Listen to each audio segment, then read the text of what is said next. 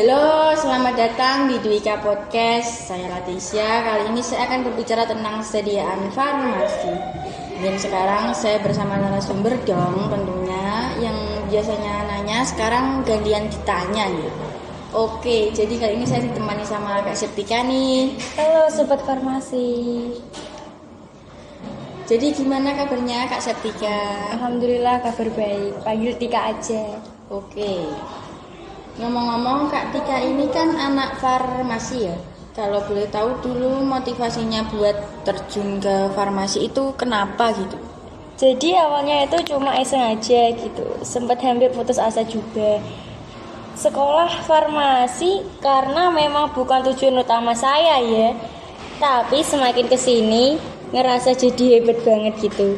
Bisa masuk farmasi yang dimana itu merupakan profesi kesehatan favorit selain kedokteran. Dan nggak sembarang orang bisa masuk juga ya. Iya. Unik ya, dari yang awalnya nggak suka sekarang malah dibucinin banget gitu. Bener banget nih. Pokoknya buat kalian apapun itu jangan pernah ngerasa salah jurusan ya. Karena nanti biasanya itu kalian malah bisa jadi sebutin itu sama jurusan yang justru nggak pernah dianggap karena nggak sesuai.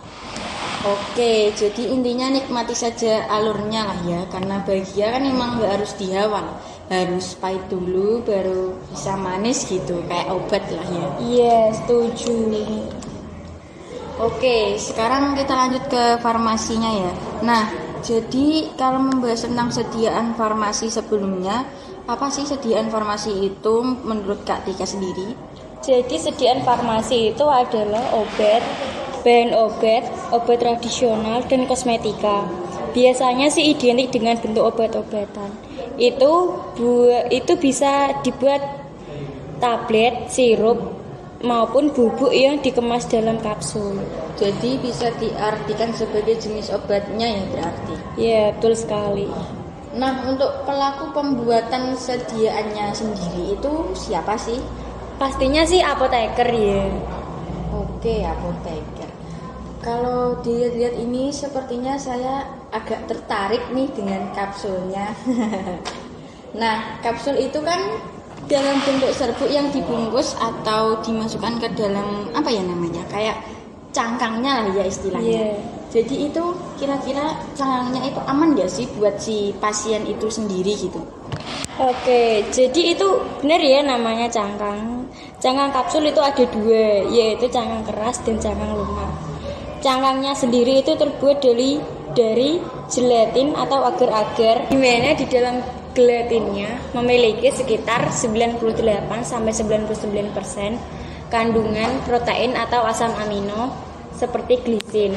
Sedangkan sisanya adalah air serta sedikit vitamin dan mineral.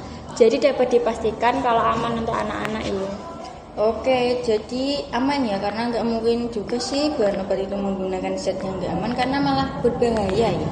Iya, jadi intinya semua obat itu racun. Tapi bisa jadi apabila kandungan zatnya itu tepat gitu kan. iya. Oke, jadi kenapa harus terbungkus dalam cangkangnya itu? Sebenarnya kelebihannya apa kalau boleh tahu?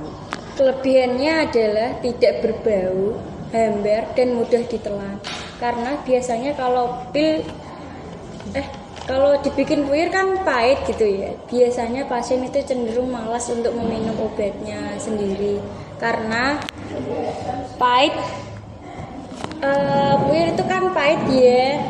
Maka dari itulah dibentuk kapsul yang dapat Memberikan rasa hambar gitulah ya intinya. Iya, memberikan rasa yang enak dipangan loh. Iya. Kalau kelebihannya sudah, kalau kerugiannya sendiri dalam kapsul itu apa kira-kira? Simple sih, mungkin untuk harganya cenderung lebih mahal dari sediaan lainnya, terutama pada sediaan tablet. Itu pun dikarenakan bahan aktif yang terkandung dalam kapsulnya nggak main-main ya. Iya, terutama itu di gelatinnya sih. Terus untuk ukurannya sendiri itu bagaimana? Karena kan biasanya kalau ukurannya besar sedangkan pasien masih anak-anak kan susah ya buat nelunya. Jadi kalau ukuran itu kapsul bermacam-macam, dimulai dari 000, 00, 01, 2, 3, 4, dan 5. Kapsul nomor 000 adalah ukuran terkecil yang biasanya dapat digunakan untuk pasien anak-anak. Oke, jadi tadi kan Kak Tika sempat bilang ya, kalau jenis kapsulnya itu ada 2, cangkang lunak dan keras. Nah, itu contohnya seperti apa? Jadi untuk kapsulnya yang lunak biasanya berisi bahan obat tanpa minyak atau bahan obat dalam minyak. Sedangkan untuk kapsul kerasnya biasanya berisi bahan obat yang kering. Oke, jadi dapat disimpulkan kalau yang bahan obat berupa minyak itu bisa jadi minyak ikan lah ya istilahnya kayak gitu. Oke, kayaknya masih penasaran nih. Kalau untuk penyimpanan obat itu di mana? Kalau disimpan, kapsul itu disimpan di tempat kering dan sejuk pada suhu 15-25 derajat Celcius. Mengapa harus dalam keadaan sejuk? Itu kenapa? Itu karena agar zat yang terkandung tidak mudah rusak karena udara. Oke, baik, itulah pembahasan kami mengenai sediaan farmasi kapsul. Semoga bermanfaat dan terima kasih. Terima kasih juga untuk Kak Septika yang sudah berkenan hadir dalam podcast saya ya. Ya, sama-sama. Senang banget sih bisa berbagi ilmu di podcast kali ini. Oke, untuk kalian yang pecinta dunia farmasi, pokoknya jangan lupa untuk terus pantengin podcast saya dalam tema sediaan farmasi. Hanya ada di Dwika Podcast saya Latisha. Saya Septika. Kami pamit undur diri. Terima kasih.